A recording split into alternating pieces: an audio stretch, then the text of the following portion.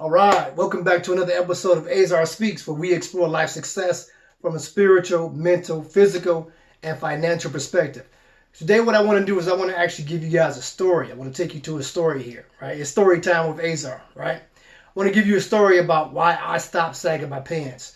Now, in a lot of urban areas, you will see a lot of young men and some older men sagging their pants, right?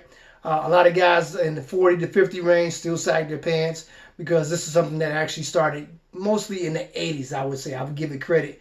It started in the 80s. That's where people started sagging their pants. Young men, we were sagging our pants thinking that was cool, and that's what we did, right? It was kind of a fashion statement. It was a style, and for a lot of people, and it still is for a lot of people today.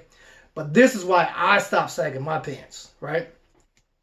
There was a kid who went to my middle school. I went to a middle school in Detroit, and this middle school was a little bit off the hook. It seemed like every week somebody was getting jumped, right? When I say jumped, let me define that for you. I'm talking about you're fighting more than one person, right? You're by yourself fighting more than one person. There's 2, 3, 4, 10 people that are fighting you all at the same time. That's getting jumped. We also used to call it getting rushed or bum rushed, right? Somebody got rushed, it seemed like at least once a week at my school. My school was situated not too far away from a high school in Detroit, and those high school kids would come up to my middle school, and they would actually go ahead and rush somebody. It seems like once a week, right? Sometimes it could be random. It's like the person they were looking for wasn't there, and it was like, hey, well, let's pick somebody else. Let's go get that guy. Like, for real, like that's how it was. It was off the hook like that. There was this guy named Sean who went to my school, and he was actually the same age as I was. I was 14, he was 14. Difference was I was in the 8th grade, he was in the 7th grade. He had got left back a grade. He failed a grade, right? So he was still in the 7th grade. He was in my brother's class. My brother was 13, I was 14, and Sean was in my brother's class here at this middle school that we went to here on the west side of Detroit. It just so happens that Sean's brother, the way that I heard the story, right, this is what happened to him. Sean's brother was in the streets, and some guys were looking for Sean's brother. They couldn't find Sean's brother, but they found Sean. Now, Sean was a 14-year-old athlete, right? He was a good-looking dude. He was handsome. He used to pull all the girls, probably even pulled a few high school girls, right? He used to fight all the time. He was, whatever physical thing you wanted him to do, he could probably do it. I don't know if he could dunk or anything like that, but he was good in basketball, football, all that stuff. And, just so happens that some guys were after his brother. They couldn't find Sean's brother, but they found Sean, right? Sean was sagging his pants. And at first, he could get away from these guys. These guys were older. They were chasing him.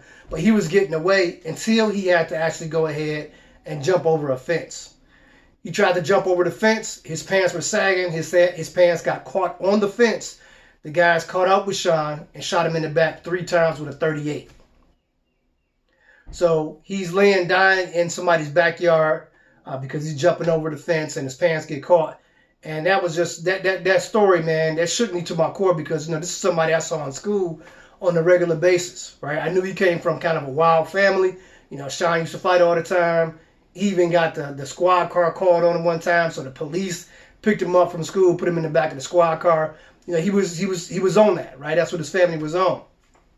But to see somebody my age, 14 years old, not even 16, not able to drive, not 18, not even a tender adult, to have something like that happen, it just really was just like, it really rocked me to my core.